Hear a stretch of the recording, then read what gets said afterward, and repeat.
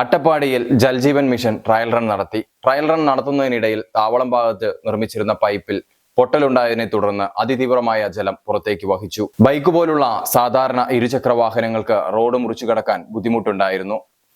തുടർന്ന് trial run നിർത്തിവെച്ചുകൊണ്ട് ഈ പ്രശ്നം പരിഹരിച്ചു. കോടിക്കണക്കിന് രൂപ മുടക്കി ആരംഭിക്കുന്ന പദ്ധതിയാണ്. തുടക്കത്തിൽ തന്നെ ഇത്രത്തോളം പാകപ്പിഴകൾ വന്നു കഴിഞ്ഞാൽ മുന്നോട്ടുള്ള യാത്ര എങ്ങനെയാണെന്ന് കണ്ടറിയണം.